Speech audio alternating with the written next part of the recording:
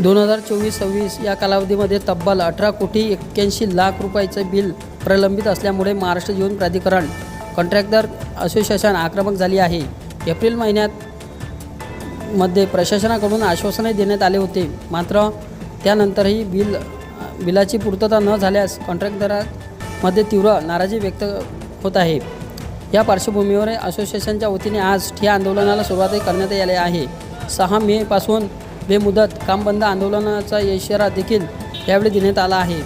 महाराष्ट्र जीवन प्राधिकरण कार्यकारी अभियंता कार्यालयासमोर कॉन्ट्रॅक्टरांनी जोरदार घोषणाबाजी करत प्रशासनाविरोधात संताप व्यक्त केला आहे।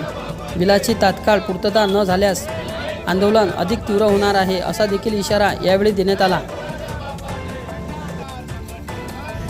पाणी पुरवठा योजना जी आम्ही चालवतो तिचे 1 ते 1.5 वर्षापासूनचे पैसे बिले पेंडिंग पडलेले आहे।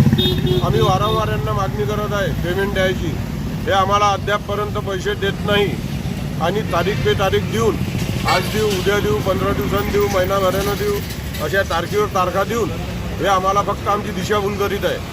आता आमच्या संघटनेमध्ये जे काही ठेकेदार आहे ते अतिशय गरीब आहे, तरी आपली रोजीरोटी चालवासाठी बिचारे काम करतात।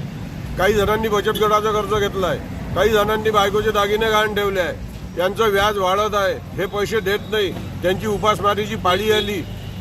याकरता आम्ही यांना पैशाची मागणी करत आहे, तरी हे आता वित्त आयोग आमचं म्हणतं की आमच्याजवळ तुम्हाला द्यायला पैसाच नाही।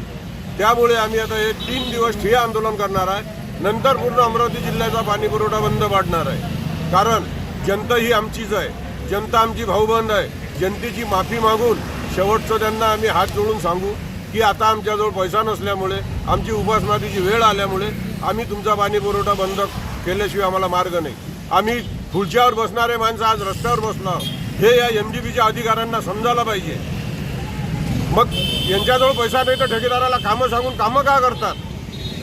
मग काय फुकटा स्कीम चालवतात का हे 12 महिने? बस एवढं बोलू।